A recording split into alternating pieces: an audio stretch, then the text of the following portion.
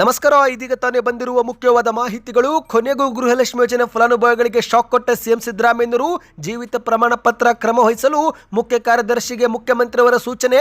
ವಿಡಿಯೋನ ನೀವು ಪೂರ್ತಿಯಾಗಿ ನೋಡಿ. ಮತ್ತೊಂದಡಿಯಲ್ಲಿ ಈ ಬಾರಿಯ ಬಜೆಟ್ಗೆ 22,000 ಕೋಟಿ ರೂಪಾಯಿ ರಾಜಸ್ವ ಕೊರತೆ, ಗ್ಯಾರಂಟಿಗಳಿಗೆ ಕತ್ತರಿ ಬೀಳುವ ಸಾಧ್ಯತೆ, ಹೊಸ ನಿಯಮಗಳು ಬರಲಿವೆ ಸ್ನೇಹಿತರೆ. ಶಕ್ತಿ ಯೋಜನೆಗೆ ಈಗಾಗಲೇ ಹೊಸ ನಿಯಮ ಬಂದಿದೆ. ಇನ್ನು ಮುಂದೆ ಆಧಾರ್ ಕಾರ್ಡ್ ನಡೆಯೋದಿಲ್ಲ, ಸ್ಮಾರ್ಟ್ ಕಾರ್ಡ್ ಅನ್ನೇ ತೋರಿಸಬೇಕು. ಈ ಕುರಿತಂತೆಯೂ ಕೂಡ ಶಾಕಿಂಗ್ ಮಾಹಿತಿ ಬಂದಿದೆ. ವಿಡಿಯೋನ ನೀವು ಪೂರ್ತಿಯಾಗಿ ನೋಡಿ.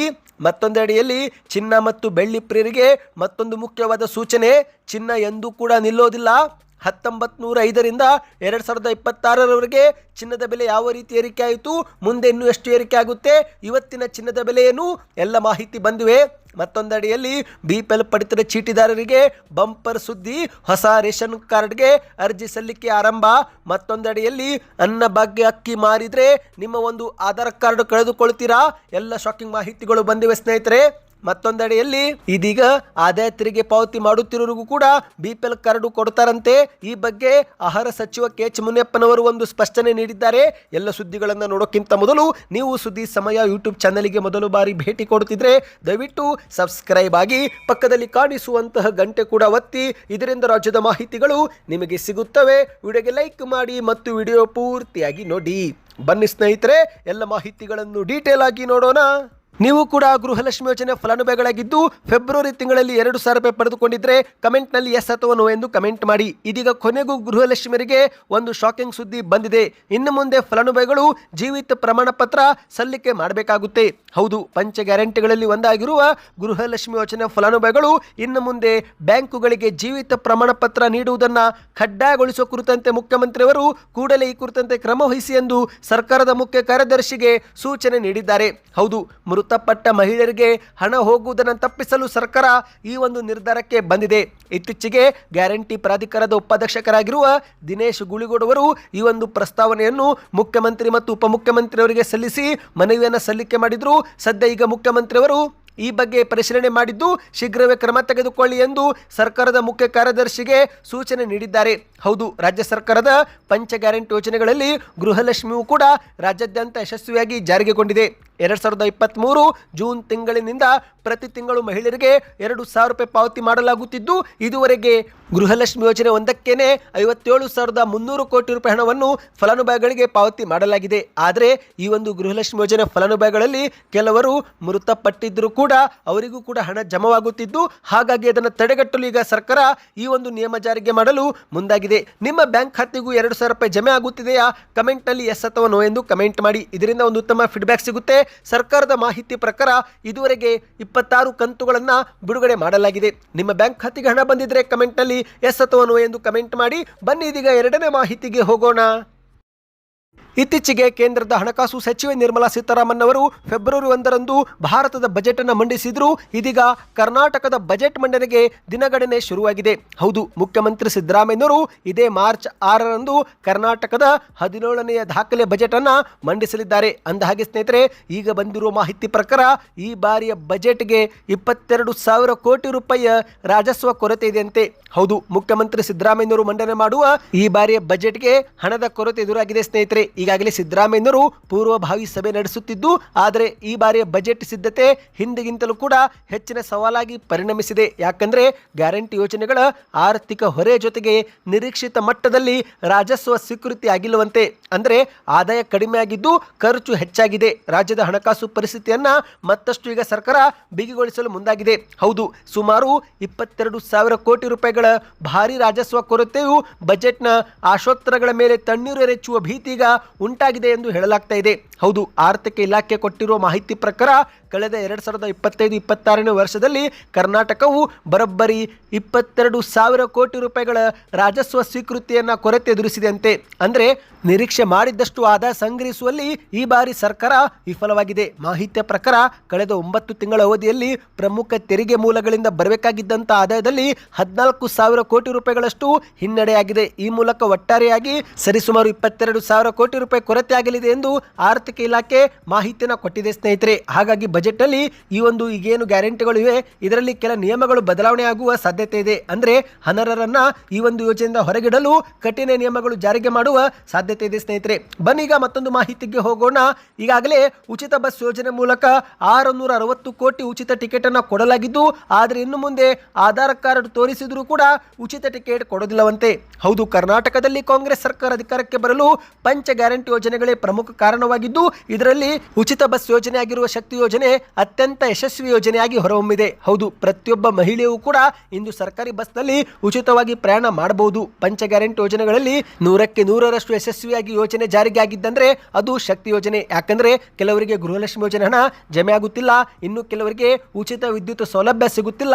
ಆದರೆ ಶಕ್ತಿ ಯೋಜನೆ ಹಾಗಲ್ಲ. ಪ್ರತಿ ಮಹಿಳೆಯು ಆಧಾರ್ ಕಾರ್ಡ್ ತೋರಿಸಿದರೆ ಸಾಕು ಉಚಿತವಾಗಿ ಪ್ರಯಾಣ ಮಾಡಬಹುದು. ಅಂದಹಾಗೆ ಸ್ನೇಹಿತರೆ, ಇಷ್ಟು ದಿನ ಮಹಿಳೆಯರು ಬಸ್ ಹತ್ತಿದ ತಕ್ಷಣ ಕಂಡಕ್ಟರ್ ಬಳಿ ತಮ್ಮ ಆಧಾರ್ ಕಾರ್ಡ್ ಅಥವಾ ಇತರೆ ಗುರುತಿನ ಚೀಟಿ ತೋರಿಸಿ ಶೂನ್ಯ ದರದ ಟಿಕೆಟ್ ಪಡೆಯುತ್ತಿದ್ದರು.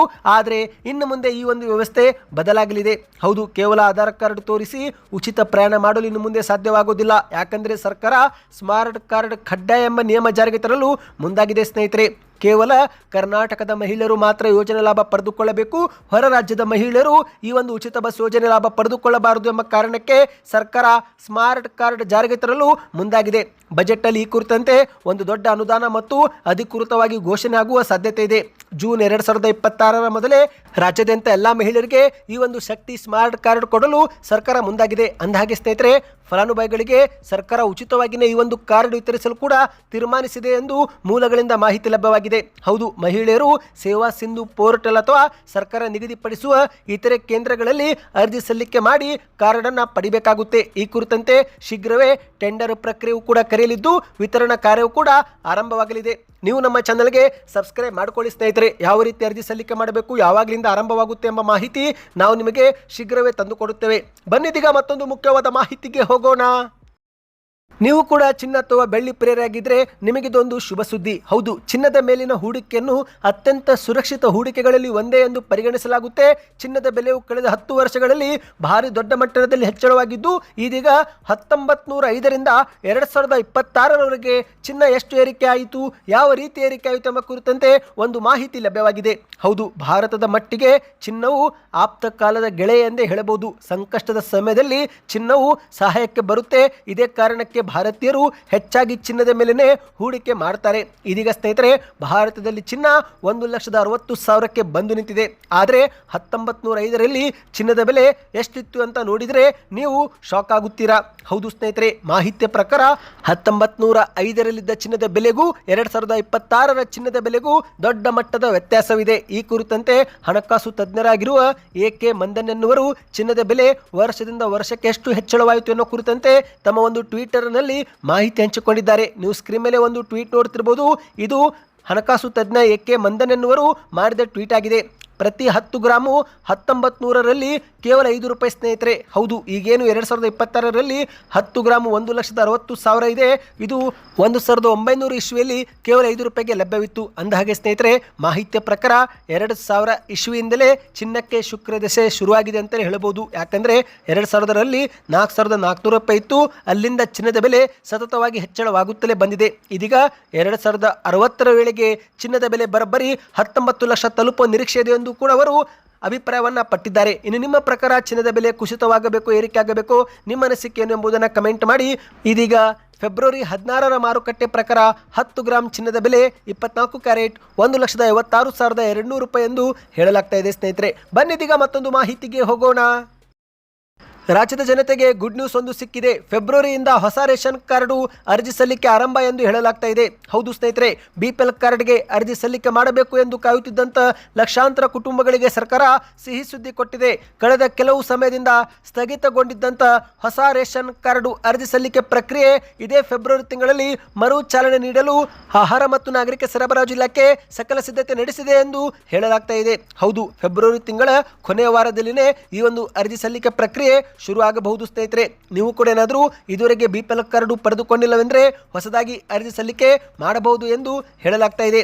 ಅಂದಹಾಗೆ ಈ ಒಂದು BPL ಕಾರ್ಡು ಪಡೆದುಕೊಳ್ಳಲು ವರ್ಷದ ಆದಾಯ 1,20,000ಕ್ಕಿಂತ ಕಡಿಮೆ ಇರಬೇಕು. ಕುಟುಂಬದಲ್ಲಿ ಯಾವುದೇ ಸದಸ್ಯರು ಸರ್ಕಾರಿ ಹುದ್ದೆಯಲ್ಲಿ ಇರಬಾರದು, ಆದಾಯ ತೆರಿಗೆ ಅಂತೂ ಕಟ್ಟುತ್ತಲೇ ಇರಬಾರದು. ಆಗ ಮಾತ್ರ ಅರ್ಜಿ ಸಲ್ಲಿಕೆ ಮಾಡಬಹುದು. ಮತ್ತು ಇದು ಕೇವಲ ಹೊಸದಾಗಿ ಅರ್ಜಿ ಸಲ್ಲಿಕೆ ಮಾಡಲು ಕರೆಯುತ್ತಿದ್ದಾರೆ. ಅಂದರೆ ಈ ಒಂದು ಹಿಂದೆ ಯಾವತ್ತೂ ಕೂಡ ನೀವು ರೇಷನ್ ಕಾರ್ಡು ಹೊಂದಿರಬಾರದು ಸ್ನೇಹಿತರೆ, ಆಗ ಮಾತ್ರ ಅರ್ಜಿ ಸಲ್ಲಿಕೆ ಮಾಡಬಹುದು ಎಂದು ಹೇಳಲಾಗ್ತಾ ಇದೆ. ಈ ಕುರಿತಂತೆ ಇದುವರೆಗೆ ಅಧಿಕೃತ ದಿನಾಂಕ ಹೊರಬಿದ್ದಿಲ್ಲ, ಆದರೆ ಫೆಬ್ರವರಿ ತಿಂಗಳ ಕೊನೆ ವಾರದಲ್ಲಿ ಅರ್ಜಿ ಸಲ್ಲಿಕೆ ಶುರು ಆಗಬಹುದು ಎಂದು ಅಂದಾಜು ಮಾಡಲಾಗಿದೆ. ಇನ್ನು ಇದರ ನಡುವೆ ಸ್ನೇಹಿತರೆ, ಇನ್ನು ಮುಂದೆ ಅನ್ನಭಾಗ್ಯ ಅಕ್ಕಿ ಮಾರಿದ್ರೆ ನಿಮ್ಮ ರೇಷನ್ ಕಾರ್ಡ್ ಅನ್ನೇ ರದ್ದು ಮಾಡುತ್ತಾರಂತೆ. ಹೌದು, ಪಡಿತರ ಚೀಟಿದಾರರಿಗೆ ಒಂದು ಆಹಾರ ಇಲಾಖೆ ಎಚ್ಚರಿಕೆ ಕೊಟ್ಟಿದೆ.